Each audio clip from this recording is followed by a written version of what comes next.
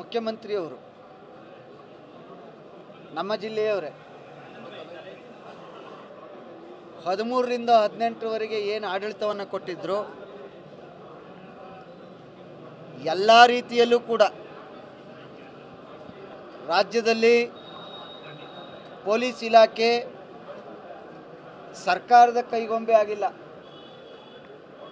ಸಿದ್ದರಾಮಯ್ಯನವರ D K Shivakumar ಅವರ ಕೈಗೊಂಬೆಯಾಗಿ ಕೆಲಸ ಮಾಡ್ತಾ ಇದ್ದಾರೆ. ಇವತ್ತು ರಾಷ್ಟ್ರದಲ್ಲಿ ಕರ್ನಾಟಕದಲ್ಲಿ ಏನು ವಿಘ್ನೇಶ್ವರನ ಪೂಜೆಯನ್ನು ಮಾಡ್ತಾ ಇದ್ದೀವಿ,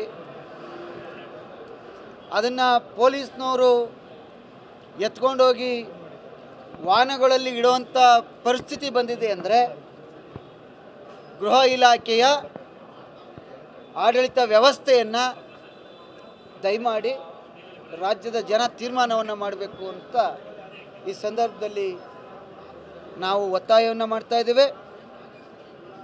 ರಾಜ್ಯದಲ್ಲಿ ಆಡಳಿತ ವ್ಯವಸ್ಥೆ ಎಲ್ಲ ರೀತಿಯಲ್ಲೂ ಹದಗೆಟ್ಟಿರ್ತಕ್ಕಂಥದ್ದನ್ನ ಗವರ್ನರ್ ಅವರು ಕೇಂದ್ರ ಸರ್ಕಾರಕ್ಕೆ ವರದಿಯನ್ನು ಮಾಡಿ ಕೂಡಲೇ ಈ ಸರ್ಕಾರವನ್ನು ವಜಾ ಮಾಡಬೇಕು ಅಂತೇಳಿ ಒತ್ತಾಯವನ್ನು ಮಾಡ್ತಾಯಿದ್ರು. ಮುಖ್ಯಮಂತ್ರಿಯವರು ನಮ್ಮ ಜಿಲ್ಲೆಯವರೇ 13ರಿಂದ 18ರವರೆಗೆ ಏನು ಆಡಳಿತವನ್ನು ಕೊಟ್ಟಿದ್ರು ಎಲ್ಲ ರೀತಿಯಲ್ಲೂ ಕೂಡ ರಾಜ್ಯದಲ್ಲಿ ಪೊಲೀಸ್ ಇಲಾಖೆ ಸರ್ಕಾರದ ಕೈಗೊಂಬೆ ಆಗಿಲ್ಲ.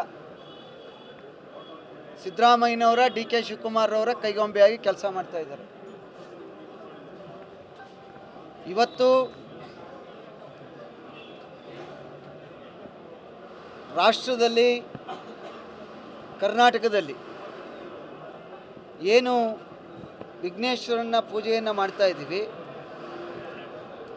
ಅದನ್ನು ಪೊಲೀಸ್ನವರು ಎತ್ಕೊಂಡೋಗಿ ವಾಹನಗಳಲ್ಲಿ ಇಡುವಂಥ ಪರಿಸ್ಥಿತಿ ಬಂದಿದೆ ಅಂದರೆ ಗೃಹ ಇಲಾಖೆಯ ಆಡಳಿತ ವ್ಯವಸ್ಥೆಯನ್ನು ದಯಮಾಡಿ ರಾಜ್ಯದ ಜನ ತೀರ್ಮಾನವನ್ನು ಮಾಡಬೇಕು ಅಂತ ಈ ಸಂದರ್ಭದಲ್ಲಿ ನಾವು ಒತ್ತಾಯವನ್ನು ಮಾಡ್ತಾ ಇದ್ದೇವೆ.